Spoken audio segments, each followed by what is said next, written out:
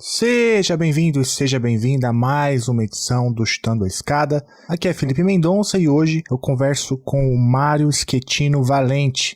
Ele é professor de Relações Internacionais lá no IBMEC de Belo Horizonte e acaba de defender uma tese lá no UFMG, orientada pelo Davison, sobre a política externa e desenvolvimento no Brasil, os efeitos da ação externa do Estado brasileiro sobre comércio exterior. Na conversa a gente explora bastante os achados da pesquisa do Mário, a gente também analisa um pouco os efeitos da política externa brasileira nas exportações, nas importações, e ele fala também um pouquinho sobre metodologia, de como se deve analisar a política externa como uma política pública e quais são aí as principais ferramentas disponíveis para pensar uma política externa baseada em evidências. A gente cita bastante vários textos, eu recomendo que você dê uma olhadinha lá também na descrição do episódio, onde a gente deixa tudo bonitinho para você, sistematizado. E lá na descrição do episódio também tem um link para apoiar o Chutando a Escada. Se você puder apoiar o Chutando a Escada financeiramente, é só entrar lá em chutandoaescada.com.br/apoio. Esse é um projeto totalmente independente de divulgação científica em relações internacionais e a gente depende do apoio dos ouvintes, das ouvintes, para poder manter esse podcast no ar. E se você tiver comentários, críticas, sugestões, indicações ou dúvidas existenciais, escreva pra gente lá em perguntas@chutandoaescada.com.br. E se você não quiser nem mandar um e-mail, nem apoiar, você pode compartilhar ou mandar um recado pra gente aí na tua plataforma de áudio preferida, tá bom? Então, e antes de ir pro papo, o Geraldo Zaran não está nessa gravação porque é aniversário dele. Geraldo Zaran recebeu aí um alvará para poder curtir o aniversário tranquilamente, mas eu queria deixar aqui no ar. Parabéns, Geraldo Zaran! Muitos anos de vida. Guarda esse pedaço de bolo aí pra mim, nesse freezer maneiro que você tem na tua casa, beleza? Então, sem mais delongas, vamos pro papo com o Mário Schettino Valente, que fala com a gente sobre política externa brasileira, desenvolvimento e evidências. A escada é uma construção que serve para fazer um deslocamento vertical. Nem sempre é assim, mas tem um jeito de facilitar tudo isso. Elevador? Não.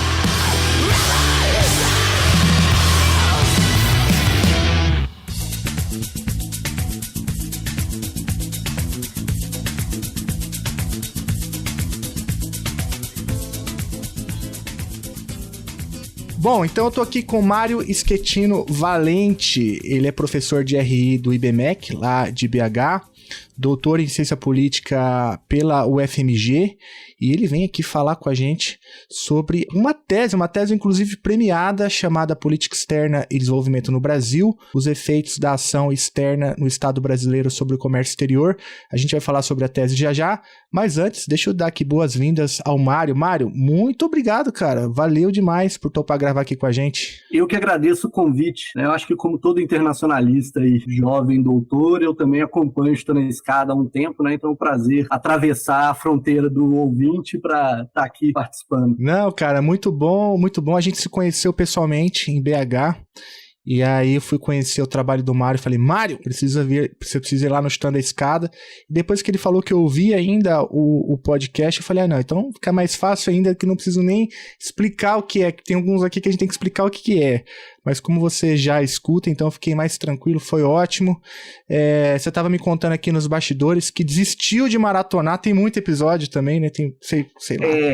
Quando eu descobri o Chutando a Escada quando eu tinha voltado do doutorado de sanduíche, então acho que foi 2018, possivelmente. E aí tinha assim, uns 40 episódios quando eu cheguei. Eu falei, não, 40 episódios acho que dá para encarar ali, 1 hora por dia, vai, né, fazendo café da manhã, lavando vasilha, vai indo, né? Aí, de repente, vai acumulando, e aí um dia saiu um episódio com o Casarões, né, o Guilherme Casarões, eu falei, vou escutar o Casarões. Aí eu fui, escutei o Casarões, aí voltei pro início, pra onde eu tava, né? Aí, de repente, saiu mais um que eu queria escutar, e eu fui, aí na hora que eu voltei já tinha outro que eu queria escutar, eu falei, desisto, e aí fui descobrindo outros podcasts, né, eu falei assim, não, também a gente pode consumir outras coisas que não seja política internacional, relações internacionais, porque também a gente entra nessa, né, de ficar só trabalhando no horário de lazer, e o lazer vira trabalho, aí agora eu acompanho assim, sai um, eu ouço, e aí de repente a fila de podcast sumiu, eu escuto o que tá lá na frente, de repente vem temas que a gente tem mais afinidade, envolve diretamente no trabalho, ou é um conhecido, aí vai seguindo, né? Mas o consumo desenfreado eu parei, né? Mas naquela época eu já pensava, né, sobre, e se eu for entrevistado um dia, quem sabe, quem que eu vou chutar a escada, né, e essa dinâmica que foi se perdendo, assim, né? É ótimo. Mas olha só, se você quiser chutar a escada no final, a gente pode deixar também, fica tranquilo. A gente, lá em BH, algumas pessoas me procuraram, por que parou de chutar a escada? Enfim, eu dei uma resposta meio mequetrefe lá, mas enfim, fica aberto os microfones. Olha só, o Mário tem uma tese que foi premiada pela Unpox. A Unpox tem essa anualmente, né, faz ali uma seleção e divulga enfim, faz um levantamento sobre quais são as melhores obras científicas do ano, as teses, aí tem menção honrosa aqui, tem dissertação, tem vários outros prêmios ligadas, né, à área de humanidades como um todo. E a tua tese foi vencedora do ano de 2021, foi isso? Foi menção honrosa. Nesse ano foram 3 menções honrosas e o prêmio, né, que é o primeiro lugar. Ótimo, excelente. Isso demonstra bastante a capacidade do Mário, a importância, né, da tese, e que foi orientada pelo Davison, não é isso? Isso, pelo Davison lá no programa de ciência política aqui da UFMG. Que inclusive já passou aqui, recomendo muito o episódio com o Davison. Mas vamos lá, sem mais delongas, a tese, ela parte de um debate, até onde eu entendi, que é um debate um pouco incipiente, tem ganhado força recentemente na bibliografia de política externa, mas ainda é um debate um pouco incipiente, pelo menos para mim, que sou um leigo, não acompanho sistematicamente essa discussão, né? E a abordagem é justamente essa, traz ali a ideia de política externa como política pública, né? E aí eu queria aproveitar para começar, então, essa conversa assim, né? O que significa quando a gente fala que a gente deve entender a política externa como política pública, e quais são os desdobramentos desse tipo de abordagem? Excelente.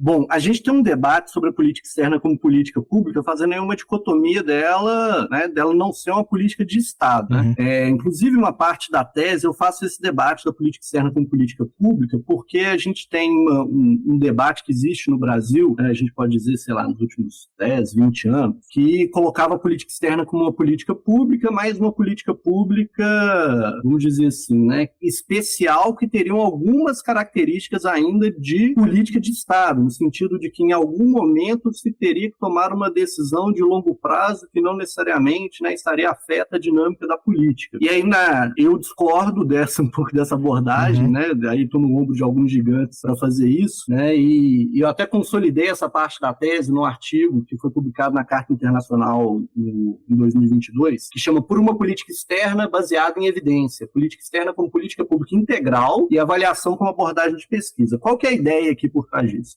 Se a gente acha que existe alguma fração da política externa que ela é uma política de Estado, então não tem por que fazer controle sobre ela, avaliação sobre resultado, avaliação sobre o desempenho da burocracia, etc. Porque, em última instância, os interesses finais da política de Estado se justificam. Né? Aí a gente resgata um pouco de um texto, se eu não me engano, do Bourdieu, né, que vai falar sobre da razão de Estado ao interesse nacional. Né? A razão de Estado era o rei, monarca, absolutista, e o interesse nacional, quem representa esse interesse nacional. Então, quando fala dessa política externa, de certa forma, um pouco especial, que tem um resquício ali de alguma coisa de política de Estado, significa que há um interesse nacional que alguém interpreta. interpreta e coloca ali. Eu discordo dessa ideia, trago essa ideia no trabalho, o Davison também tem posições similares, inclusive ele é coautor nesse artigo sobre a política externa como política pública integral, em que a gente primeiro vai oferecer um conceito de política pública como qualquer outra, né? Se a gente pensar por esses termos, a política de educação também tem que ser pensada de longo prazo, a política de saúde também tem que ser pensada de longo prazo, a política de segurança pública também, etc., né? E tem que ser pensado pensando nesses, né? Ela tem que ser pensada, formulada, implementada pensando nesses objetivos da sociedade, né? E como abarcar esses objetivos de longo prazo da sociedade. Mas quando a gente olha para a prática, todas essas políticas, elas estão sujeitas a disputas dos setores, diversos setores da sociedade, seja a sociedade civil organizada, sejam sindicatos, sejam empresários organizados, os interesses organizados como um todo, inclusive a burocracia que implementa, ou as burocracias que disputam essa política pública, que tem seus interesses também, né? Seja por orçamento, seja por estruturação da carreira, seja por aumentar mais poder e aumentar sua relevância, etc. Então a gente parte disso, né, dessa ideia de que a política externa é uma política pública no sentido de que ela está sujeita a constrangimentos externos, pressões externas e pressões internas, das mais diversas formas desses interesses organizados, que vai passar por um processo, né, de entender o que é um problema público. A sociedade vai fazer isso via eleição ou via políticos, né? Geralmente as políticas públicas vão ser pelo legislativo, por um caráter mais próprio da ciência política, da política brasileira, e da política externa brasileira, que é centrada no executivo. A maioria das políticas públicas do Brasil, não só a política externa, vão sair do executivo, né? Além disso, né, dessa tomada de decisão do que é um problema público que o Estado tem que atuar, toda essa decisão vai ser permeada por essas disputas políticas ou por esses constrangimentos orçamentários do momento, da disponibilidade política e da construção, né, de alianças políticas, e até a sua implementação também vai ser disputado. Qual que é a burocracia que vai implementar? Né? Para onde vai o recurso? Isso vai ser feito, né, pensando, sei lá, quando eu dou essa aula na graduação, eu dou o exemplo da área de segurança pública, que é o que o pessoal mais tem contato direto, né? Todo mundo anda na rua e sofre, eventualmente, ou observa alguma coisa, etc. Então pode ser que a implementação pode ser colocar luz na rua, né? Isso vai ser feito como? Contratando uma licitação, né, reformando poste, colocando outros postes, etc.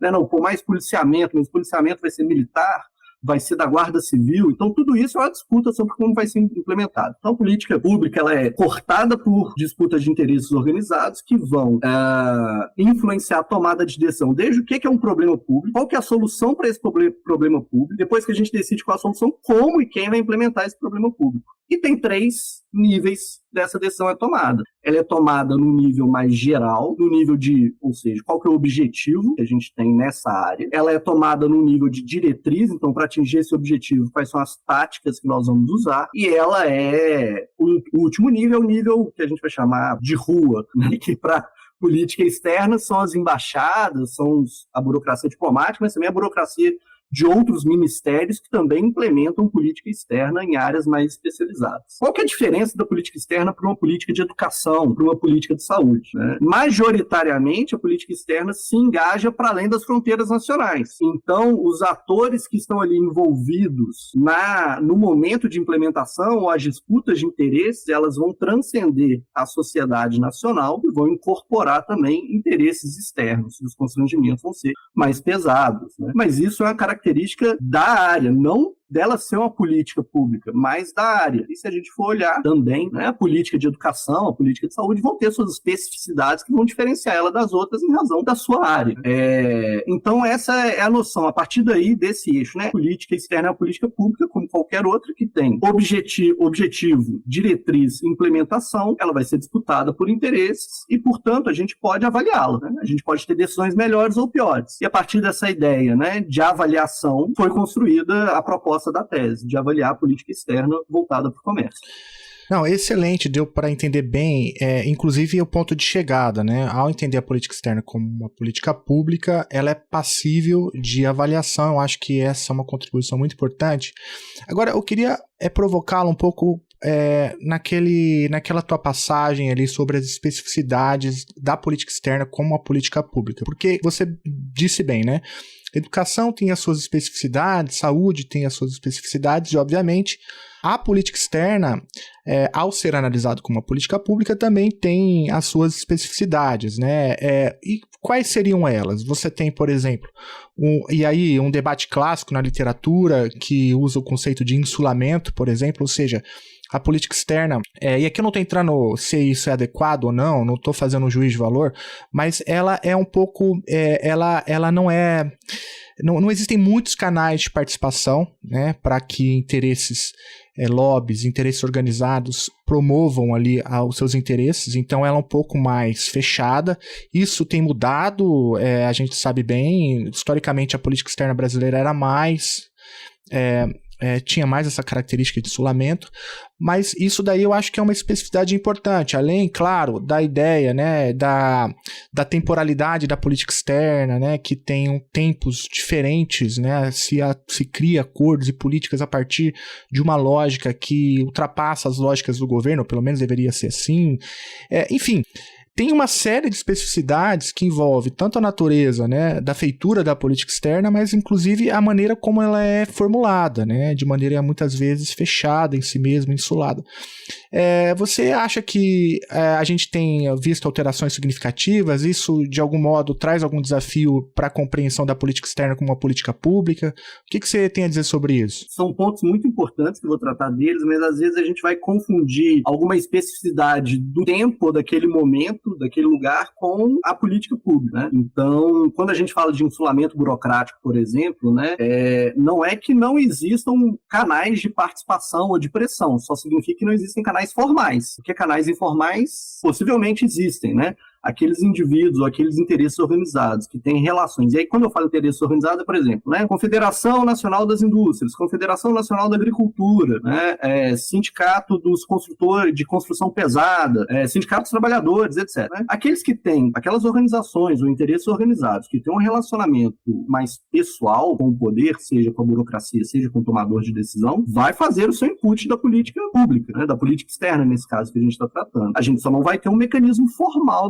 desse input, né? A gente geralmente vê os mecanismos formais disso numa audiência pública do Poder Legislativo, nos canais que eventualmente, né, quando a gente tem, por exemplo, negociação comercial, tem lá manifestações de interesse podem ser enviadas para o endereço tal, ou quando, né, o Ministério das Relações Exteriores, outro ministério faz uma audiência pública ou um evento para tratar sobre algum tema. Aí sim a gente vê formalmente os inputs ali. Mas, de fato, são poucos os canais formais ainda, né? Os canais que são formalizados. Mas os informais existem, né? Os encontros, os coquetéis, né? A convivência, os círculos sociais, tudo isso acabam sendo canais que a gente desconhece. Ou pelo menos que não estão abertos para nós pesquisadores, né? E aí a gente não pode confundir a gente não ver os canais de pressão com eles não existirem, né? Ou com eles não serem desejáveis, porque na verdade isso vai acontecer, a gente desejando ou não, a política, a ação, como o Estado vai agir, está sendo disputado por diversos interesses, né? E aí, aproveitando aquele seu gancho que se disse, né, de que a gente passa por um processo de redução desse insulamento burocrático e, né, um fenômeno que alguns vão chamar de democratização da política externa, e aí talvez, né, entrando num debate mais tecnicista, assim, talvez poliarquização da política externa, né, seja o termo mais adequado, uma vez pluralizar quem pode influenciar essa política pública, uma vez que democracia, né, é aquele ideal que a gente quer atingir, né.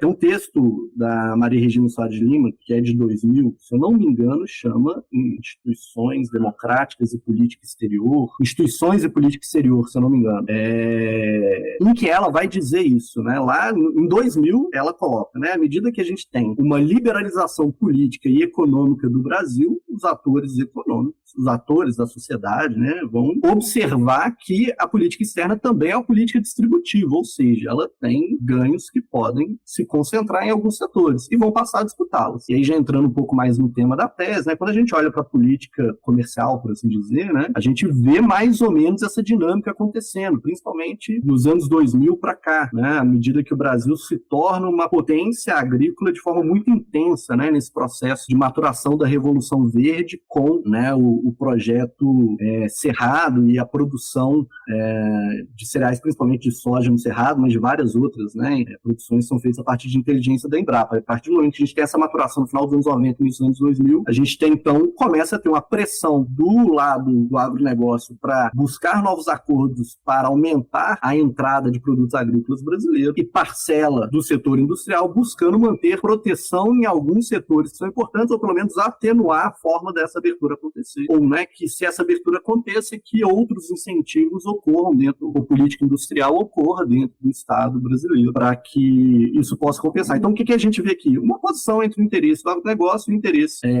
do setor industrial, falando de forma, né, muito generalista também. Estou, né, plasmando em dois polos, setores que têm diversos atores, interesses inclusive divergentes. Sem contar aqui a disputa que a gente pode falar, né, sobre, que a gente pode, né, ter vários trabalhos bons sobre isso, sobre a burocracia diplomática, né, uma vez que a gente começa a ter uma disputa, mas tem uma continuidade de disputa, né, entre burocracias, Ministério da Fazenda, Itamaraty, outros ministérios, quando a gente está falando de política comercial, mas a gente pode falar de outros ministérios também entrando nessa disputa, quando a política externa sobre direitos humanos, meio ambiente, etc.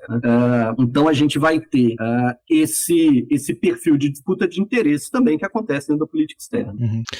Não, excelente. Foi muito boa essa sua diferenciação, né, do canal formal, do canal informal, e talvez o que a gente ainda não tenha de maneira consolidada são canais formais para popularização da política externa, né? E aí entra no bojo da discussão da democratização, que é um tema que vira e mexe ganha algum aí holofote, né? A gente tem e também aparece ali no governo, na plataforma de governo do governo Lula, né, do Lula 3.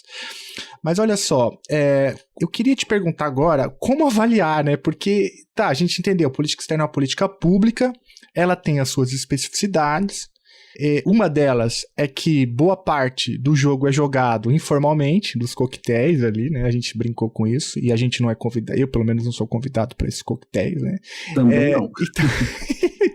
Mas aí isso vai gerando imagino, uma dificuldade para avaliar a política externa dentro dessa leitura, né, da política externa como política pública. E aí a pergunta é como você monitora dados, enfim, mensura os ganhos e torna isso tudo, né, passível de uma avaliação? Se olha para o resultado, se olha para o processo.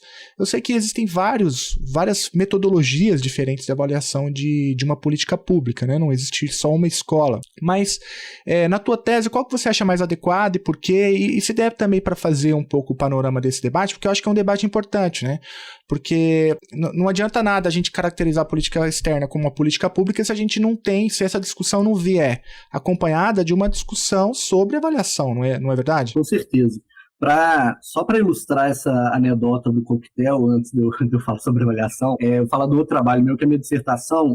Lá eu investiguei os interesses organizados que participaram da construção do artigo 4º na Constituição brasileira. O artigo 4º é aquele, né, que fala: as relações internacionais do Brasil reger-se-ão por... Isso é uma inovação. Nenhuma outra Constituição tinha princípios claros assim, né? Então, lendo sobre o tema, eu acho que foi no trabalho do Davidson, que era a tese dele que foi transformada em livro, sobre política externa brasileira, democracia. Aí ele fala do artigo 4º, e aí eu li bastante e não achei ninguém que respondia, né? Por que isso, diabos, está lá, né? E aí eu investiguei os interesses organizados. E é interessante que o Itamaraty atua como interesse organizado. E a gente fica falando sobre canais formais e informais. A Constituinte foi um dos processos mais formalizados que a gente teve. Mas tiveram vários processos informais da Constituinte que a gente não sabe. Por exemplo, o indivíduo ir lá bater na porta do gabinete do deputado e falar com ele: então, não vota isso aqui não, vota daquele jeito. E aí, numa das notas taquigráficas da Constituinte, um parlamentar vai falar assim sobre uma das disposições, né? Olha, conversei com o fulano lá no Ministério das Relações Exteriores e ele me disse que não é para aprovar assim não, que é para diminuir essa restrição que está aí, porque o Itamaraty não recomenda esse tipo de regulamentação não, tem que ser mais geral, do jeito que está aí fica ruim para os diplomatas. Então veja, a gente jamais saberia desse canal se esse cara não tivesse, né, sido completamente sincero na hora de justificar a sua posição do voto, né? Passaria igual, por exemplo, teve um artigo sobre... o princípio sobre asilo político, ele sai de direitos humanos e vai para princípios de relações, das relações internacionais do Brasil, um dos princípios, né? E aí tem um deputado que vai votar contra, e ele justifica, né? Ele vai defender o voto contra, e ele vai justificar porque tem grande risco de trazer indivíduos subversivos para o Brasil. Aí na hora que aparece a palavra subversivos, aí eu tô assim, cadê os militares aqui? Não tem nenhum militar dando nenhum palpite. Aí na hora que eu leio subversivo, eu falo, tá aqui, deixa eu olhar a biografia desse cara. Ele tinha sido interventor em um dos territórios federais, se não me engano, Roraima ou Rondônia, e foi militar durante muito tempo, etc. Eu falei, aí, né, esse cara, possível, se não teve, né, uma pressão dos militares, pelo menos ele, durante a trajetória dele, essa construção da trajetória dele, acaba impactando na forma como a política externa está sendo adotada, né? E aí, no caso, um texto constitucional vai ter reverberação ao longo do tempo. Agora, voltando para a sua pergunta sobre avaliação, né? Nesse texto que eu publiquei com o Davison na Carta Internacional, a gente também faz um compilado de modelos de avaliação. E a avaliação, ela existe de diversas formas, né? A gente vai ter modelos que vão ser baseados em entender se metas foram alcançadas, modelos para verificar se efeitos colaterais foram gerados, né? Então, adotou uma política, sei lá, vamos pensar hipoteticamente, numa política externa de liberalização comercial que reduz as tarifas de 50% para por volta de 16%. Né? E aí, de repente, a gente começa a ter efeitos colaterais indesejados, né? Talvez, né? Fechamento de algumas empresas, né? Alguns setores que precisavam dessa proteção acabam reduzindo sua participação, talvez o setor da informática, nos anos 90, né? São efeitos colaterais. Outra forma, né, é entender se aquela política externa ela é relevante para resolver o problema que ela se propõe. Então, a gente está aí preocupado com o impacto dela sobre a realidade. Outro modelo, outra categoria é a categoria que é baseada na percepção dos indivíduos ou dos agentes. Então, vai perguntar para o público-alvo. É aquilo que, quando a gente é atendido em alguma repartição, pergunta lá, você avalia o seu atendimento como? Né? Isso é um processo de avaliação. Então, se a gente for pensar em política externa, eventualmente a política consular poderia passar por esse tipo de controle, né? Já que a política consular atende na ponta ali o relacionamento com os cidadãos brasileiros no exterior, ou indivíduos no exterior que querem vir para o Brasil. A gente tem também, né, então, nesse modelo, né, na primeira categoria era sobre a realidade, nessa sobre percepção de indivíduos e agentes. A gente pode ter consulta às partes interessadas, né, para elas avaliarem o que eles acharam de determinada medida. Né? Essa avaliação, inclusive, ela pode ser prévia a uma política externa ser implementada, o que é essa proposta, vocês avaliam essa proposta, e posterior. Então, quando a gente fala que tem negociações sobre um acordo e o Itamaraty abre consulta de interesse, eventualmente essa consulta pode ter um teor avaliativo das partes interessadas avaliarem positivo ou negativamente aquela iniciativa. E, por fim, a avaliação por colegiado, que a gente conhece muito na área acadêmica, que é a avaliação por pares, né? Os pares se avaliando. Então, isso é um modelo de avaliação também, né? Promoção na carreira costuma ter esse tipo de avaliação. E o último tipo de avaliação é aquele baseado em critérios econômicos, que é o que geralmente as pessoas, de forma geral, conhecem, que é o tal que todo mundo usa como eficácia, né? Ou eficiência. A eficiência é um dos tipos de análise de avaliação sobre critérios econômicos. É aquela que vai tentar avaliar se os efeitos valem os custos, se os efeitos positivos gerados pagam os custos, ou dentre as opções, qual que tem o melhor custo-benefício. Né? Mas, além disso, a gente vai ter os modelos de economia que estão preocupados só no mais barato, implementar qual que é o mais barato, e o de produtividade que está preocupado com aquele que produz mais. Né? Então, pensar quando tem produtos, né? O que é mais difícil dentro da política externa, pensar em produtos. Talvez pensar em produtividade, número de missões empresariais geradas, né? Número de atendimentos gerados ao público, seriam alguns exemplos desses. Pode parecer estranho, mas existem estados que fazem isso. O Canadá, por exemplo, solta um relatório em que ele quantifica questões de política externa, desde passaportes emitidos, as missões empresariais realizadas, os salários que foram gastos, qual que é a avaliação, né, que se dá dos custos sobre o que foi produzido. Então, a gente vai ter aí a área de monitoramento, que é o levantamento desses dados e o acompanhamento disso, e a avaliação propriamente vai fazer a partir desses critérios. Uhum. Não, ótimo. Dá para... Então, a gente tem que ler agora, né, esse artigo que sistematiza. Eu vou deixar na descrição do episódio esse artigo com o Davison, que organiza, então, os diferentes modelos de avaliação de política externa. E aí, voltando para a tua tese, você, então, escolhe, né, um aspecto da política externa brasileira, que é justamente, tá, inclusive no título, né, que é o desenvolvimento. E tenta fazer, se eu entendi bem, né, a seguinte contribuição. Tenta ver por meio de um modelo que você chama de modelo gravitacional, vou pedir para você explicar um pouco isso também, tenta demonstrar ou mensurar, né, se a política externa brasileira contribui ou não para o desenvolvimento nacional a partir de algumas variáveis que você escolhe, né? Entre elas a balança comercial, né? E também outras que eu vou te perguntar quais. Mas para a gente entender, então, esse próximo passo da tese, você escolheu, então, desenvolvimento. É um tema perene, né? Também da política externa brasileira, ainda mais com um país desigual como o nosso, cheio de carências, né?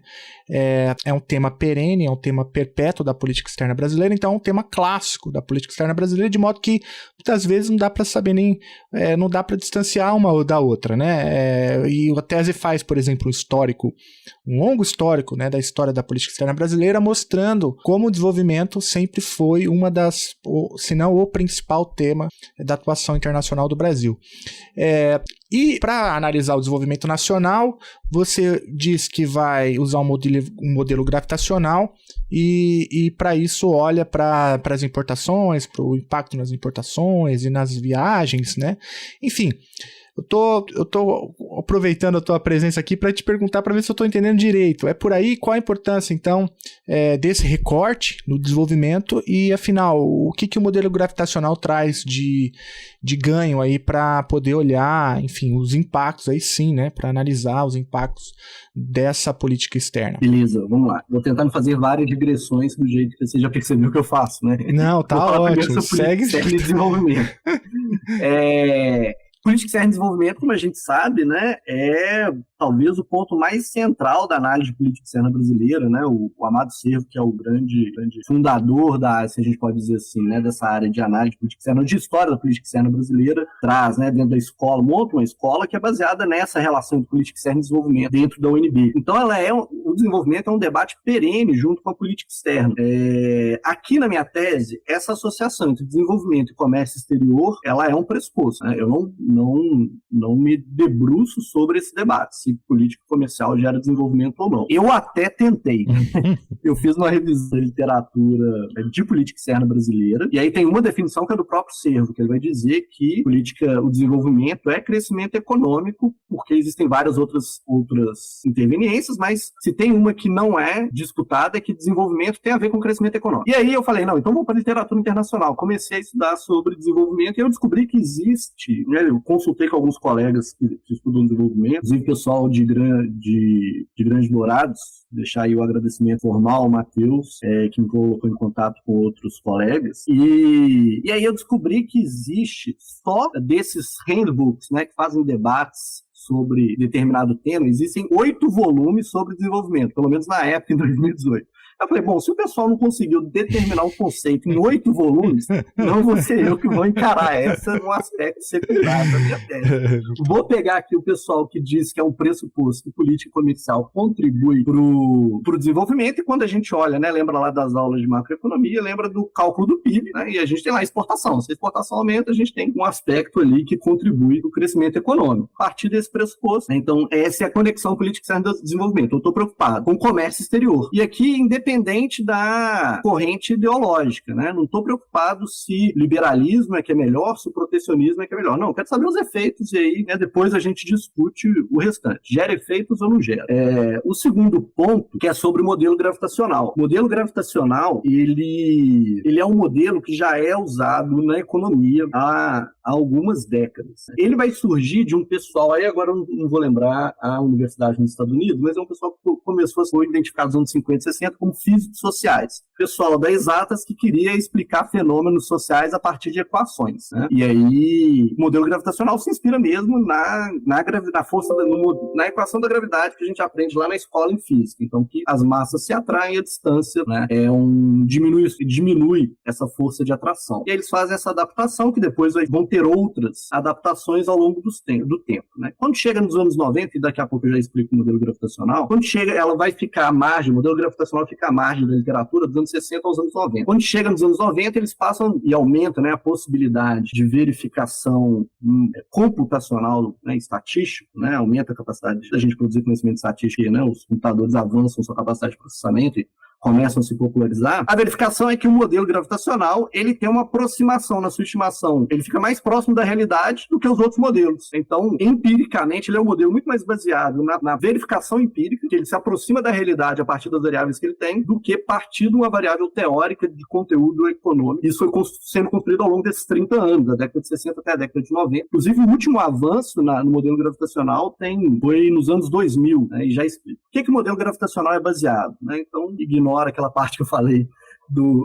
da força gravitacional, e é basicamente assim, olha, a gente tem capacidade de consumo e capacidade de produção. Toda sociedade, todo estado tem isso, né? A gente produz um tanto e a gente tem uma capacidade de consumir um tanto. Então, coloca isso, né?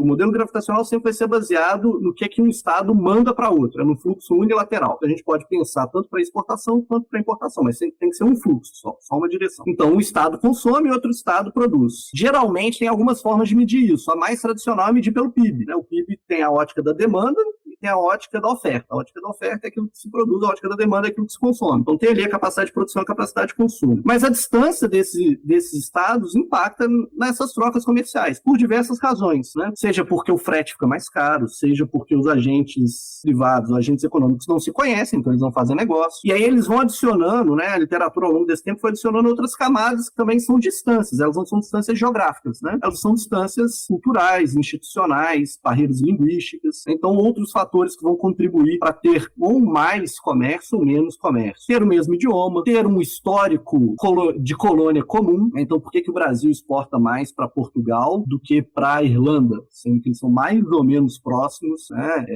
E tem economias ou populações mais ou menos semelhantes, né? Porque a gente tem um histórico colonial grande, né? Por que o Brasil exporta, tem relações comerciais mais densas com Angola e Moçambique do que os países do entorno? Esse histórico colonial e essa proximidade linguística também gera uma proximidade institucional. E além da distância geográfica, aí tem vários outros que vão adicionar, né? Por exemplo, se tem ou não fronteira terrestre, se é ou não uma ilha, porque isso impacta, né, nessa forma de contato entre os estados.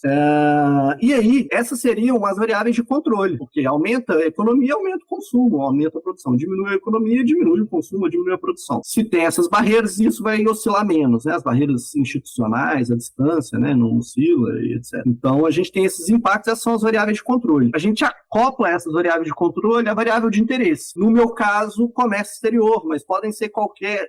O modelo gravitacional serve para qualquer fluxo, né? Então, a gente poderia explicar fluxo de pessoas pelo modelo gravitacional e, eventualmente, avaliar uma política de migração. Se ela quais são os efeitos de uma política de migração? A gente poderia adicionar nesse fluxo de pessoas, por exemplo, a variável de conflito. Se um conflito gera, o que ele altera, né?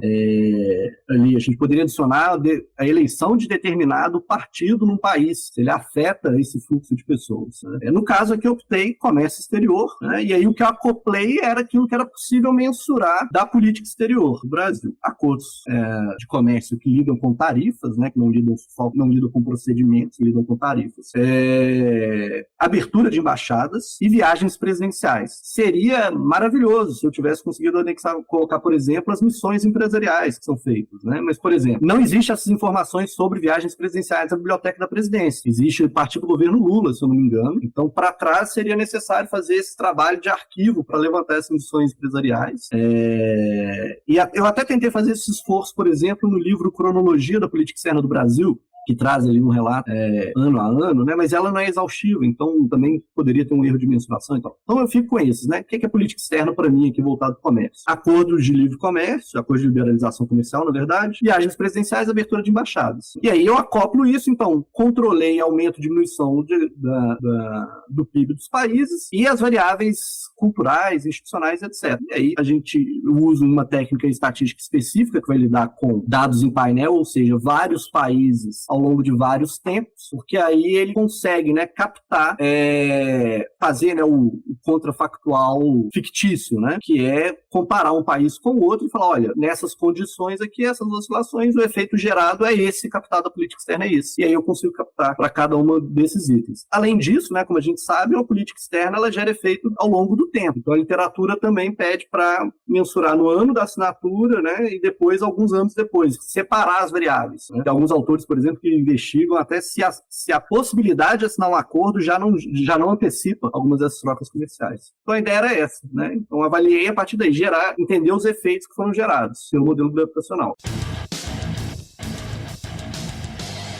O Chutando a Escada conta com apoio financeiro dos seus ouvintes. Para saber mais, acesse chutandoaescada.com.br/apoio.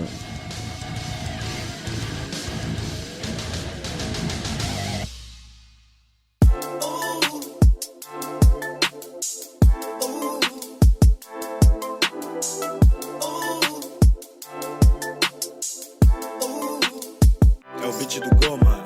Isso é essa money, mano, isso é essa money. Não vale sua vida, mano. Vale sua vida, mano. Vale sua vida, mano. Vale sua vida, mano. Isso é essa money, mano, isso é essa money, mano. Isso é essa money, mano, isso é essa money, mano. Baixa essa peça, mano, baixa essa peça, mano. Baixa essa peça, mano, baixa essa peça, mano. Vale sua vida, mano, isso é essa money, mano. Isso é essa money, mano, isso é essa money, mano. Isso é essa money, mano. Isso é essa money, mano. Vale sua vida, mano. Vale sua vida, mano. Isso é essa money, mano. Isso é essa money, mano. Isso é essa money, mano. Isso é essa money, mano. Vale sua vida, mano. Vale sua vida, mano. Baixa essa peça, mano. Isso é essa money, mano. Baixa essa peça, mano. Isso é essa money, mano. Isso é essa money, mano.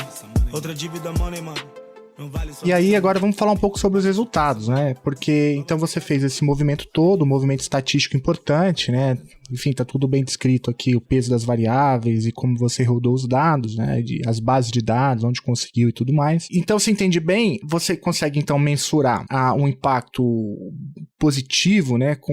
Nas exportações, pela via das exportações, mas o impacto das importações não é o mesmo, né? E aí você chega ali, até flerta com a ideia de que isso gera uma espécie, né, de um efeito na política comercial brasileira, meio que de proteção, né, da indústria nacional, tem um efeito desse tipo. Enfim, eu estou aqui falando sobre o texto com o autor, né? Então posso estar falando uma tremenda barbaridade, mas a ideia é um pouco essa, se eu entendi direito, né, ou se é por aí mesmo, se eu entendi bem, se esse modelo gravitacional nos permite dizer que o efeito da política externa brasileira, a partir, né, dessa leitura desses dados e variáveis que você mencionou, é positivo nas exportações, negativo nas importações, logo, a política externa seria, como você diz, uma forma de proteção do mercado nacional. É por aí? E se sim, o que isso significa? Eu fiz essa estimação, né, sobre os efeitos, ela é feita para o total e para os setores da economia, por uma classificação aqui que divide em 10 setores. O interesse, além de saber dos efeitos, era saber se esses efeitos eram concentrados em alguns setores, né, para identificação, olha, setor tal tem ganhado mais com a política externa, porque essa era uma possibilidade que a professora Maria Regina trouxe lá no texto dos anos 2000, né, que à medida que os setores da sociedade identificam a política externa como uma política que gera efeitos distributivos, eles vão disputá-la, né? E aí vão tentar capturar para gerar efeitos maiores para eles. O que a gente consegue identificar é que, majoritariamente, a política externa brasileira aumenta as exportações, como você comentou, e diminui as importações. Então tem, na maioria dos setores e no agregado, esse efeito protecionista. Quando a gente vai ter acréscimo das exportações e acréscimo das importações, a gente tem uma sugestão de que, eventualmente, criou-se ali uma conexão com uma cadeia global de valor. A gente consegue identificar isso, por exemplo, no setor de máquinas e equipamentos de transporte, mas não consegue para os outros. Então, majoritariamente, a política externa tem esse efeito que a gente pode chamar de protecionista. Se aumentou as exportações e diminuiu, tem um efeito negativo sobre as exportações, tem majoritariamente um efeito protecionista. E o mais importante aqui que eu queria trazer, né, o outro passo dessa conclusão, é que o debate todo sobre acordo comercial, sobre política externa, né, que a gente vive hoje, né, inclusive, é se não deveria fazer mais acordo comercial, deveria liberalizar mais, né, etc. E o que a gente vai observar é que a política externa tem esses efeitos de aumento das exportações, mas que isso não foi suficiente para diminuir, para garantir a competitividade competitividade do Brasil. Tem uma análise ali na parte mais descritiva, né, que eu vou mostrar que o Brasil vai perder competitividade em vários setores. A maioria dos setores do Brasil é competitivo em relação aos países em desenvolvimento e aos países latino-americanos, né? Então, uma outra conclusão importante do trabalho é que a política externa não é, né,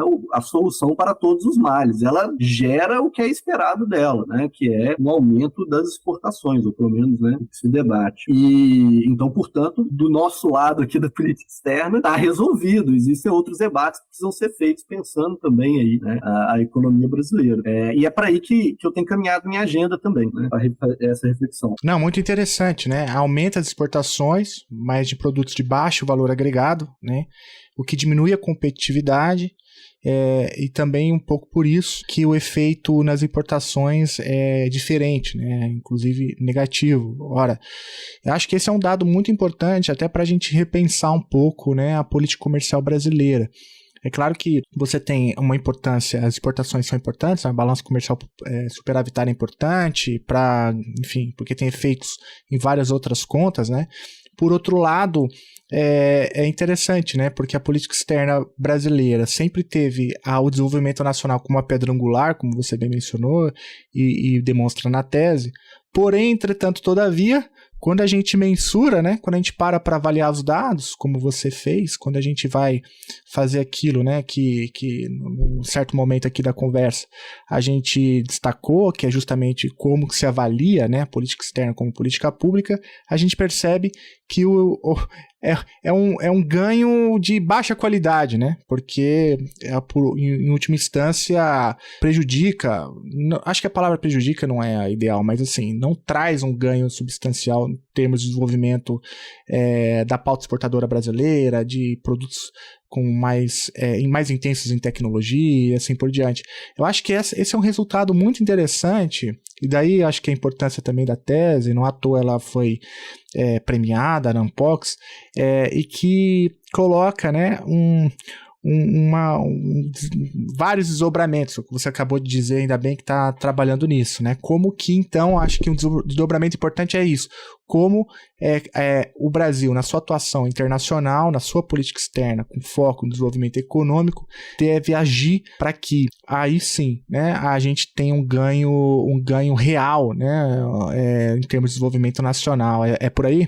É por aí. E existem algumas portas abertas, né? Lá na parte, quando eu faço revisão da literatura sobre modelo gravitacional, e aí eles vão testar e vão ter vários trabalhos, vão mostrar ganhos significativos, né, de acordo de livre comércio. A gente olha, eles são majoritariamente feitos sobre casos de países desenvolvidos. Os países em desenvolvimento são subrepresentados nessa produção, né?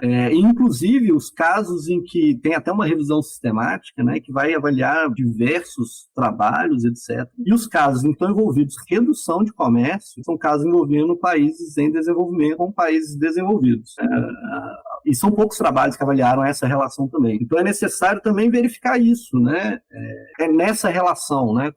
Criar também outros modelos, avançar nessa pesquisa sobre isso, né? Primeiro pensar, né, qual o tipo de acordo, porque a gente começa a ter variações institucionais, né, à medida que a gente avança para novos temas do comércio, quais são os efeitos de acordos feitos com países tão díspares em termos de competitividade. E mais um ponto também que eu acho que está muito mais associado ao debate bastante nacional, né? Quase a política externa, o debate de política externa que sai para além do debate mais especializado, né? Que é a abertura ou fechamento de embaixada, né? Talvez esse seja o tema que mais cai para a política congressual mesmo, né? Política de chão mesmo, né? E aí a minha tese aponta que a abertura de embaixadas aumenta a exportação, né? Talvez caibam modelos melhores para fazer essa avaliação, né? Mas já deixa uma sugestão de que, eventualmente, a gente precisa reavaliar isso, né? Que, além dos ganhos políticos de ter uma embaixada aberta, né, em termos de representação, de convencimento daquele Estado, de aproximação entre Estados, tem ganhos econômicos, né? E, eventualmente dá para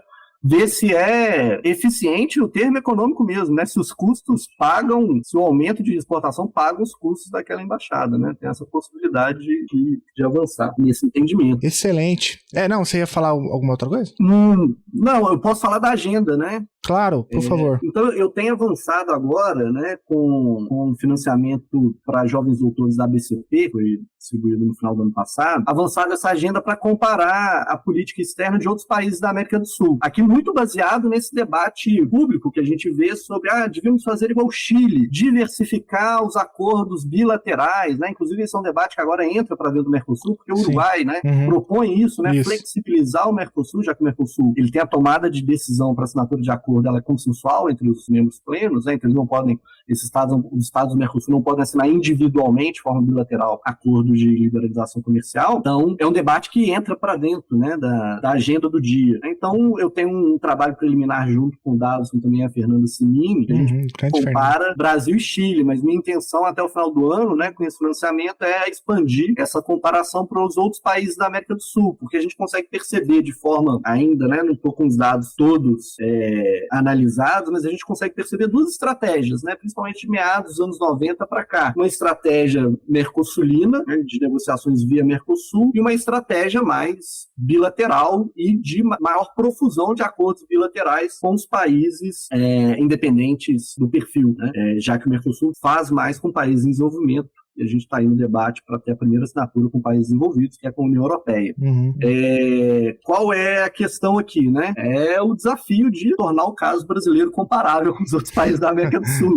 Né? Quando a gente até colocou isso no artigo, porque assim, as diferenças de complexidade econômica, de tamanho da economia, são muito grandes. As ambições dos outros países da América do Sul são menores no cenário internacional. Né? O Brasil vai aliar essa política comercial com outros objetivos. Então, a gente recortar para avaliar só os efeitos comerciais, só daí já é um problema do ponto de partida, mas eu acho necessária a análise para a gente entender, a estratégia chilena funcionou? Ela funcionou para quê? O que ela gerou? Ou as estratégias desses outros estados, né? Será que o Uruguai devia mesmo sair do Mercosul e adotar essa estratégia, ou é bom para ele, né, para o Uruguai e Paraguai ficarem no Mercosul? É também uma tentativa de informar o debate público, né, que entra dentro daquele debate sobre avaliação. Talvez a academia seja esse espaço, né, para produzir avaliação, uma vez que aqui a gente tem, na academia a gente tem várias aspas aqui, por favor, uma neutralidade maior do que o indivíduo que está envolvido com a política pública diretamente, né? Do que a burocracia que está envolvida com a política pública diretamente. E aí, fazer esse papel de informar o debate público com evidências e tentar aumentar esse debate. Excelente, excelente. De fato, a academia tem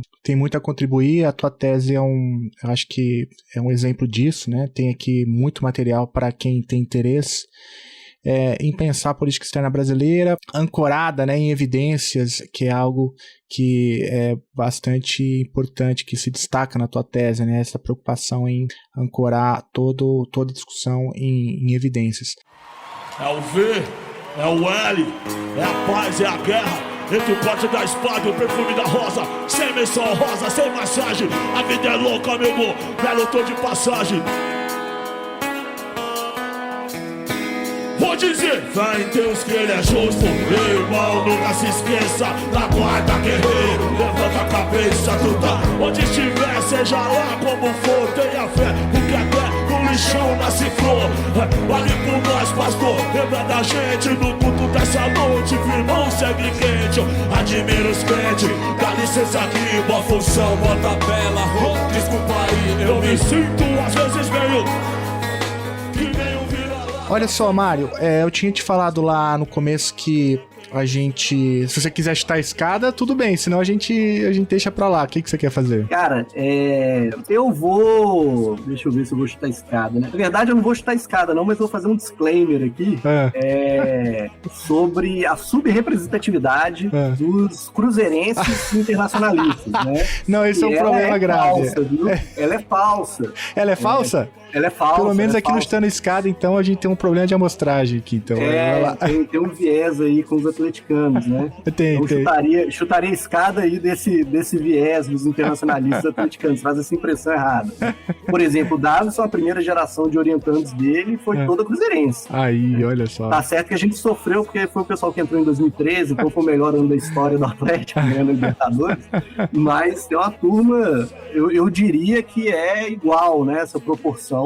É igual. Mas, né, aqui já passou. Talvez a diferença seja geracional, né? O pessoal pessoal ali do início dos anos 80 é mais atleticano, por causa do sucesso do Atlético no início dos anos 80, e depois a turma fica mais cruzeirense com o sucesso. Inclusive tem um desses internacionalistas cruzeirenses, o Lucas Mesquita, lá da Unila, salvo engano, Lucas, depois você me corrige se eu estiver errado. Ele era atleticano na infância e virou cruzeirense. Olha só, então, causando intriga aqui.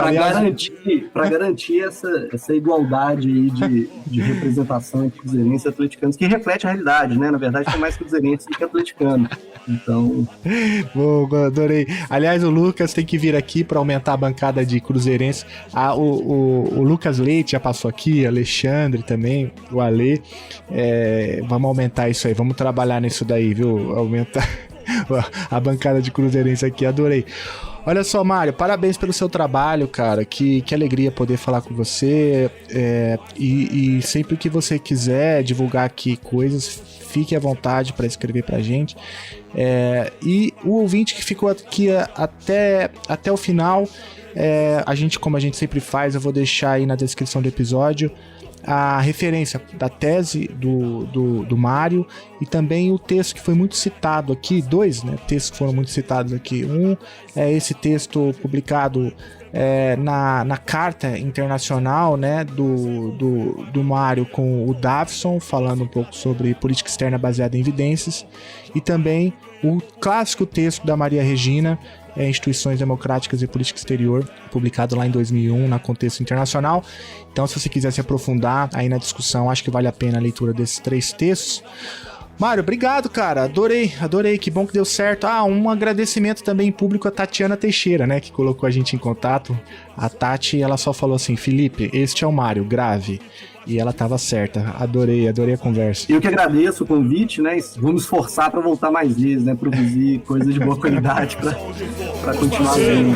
Tenho oferecer minha presença, talvez até confusa, mas real e intensa. Meu melhor vai viver isso, sabadão na marginal. Que será?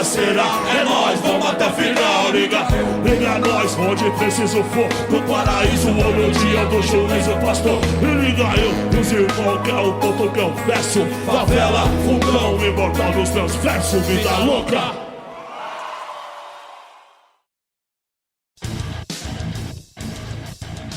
Você acabou de ouvir mais um episódio do Chutando a Escada. Para apoiar, acesse chutandoaescada.com.br/apoio.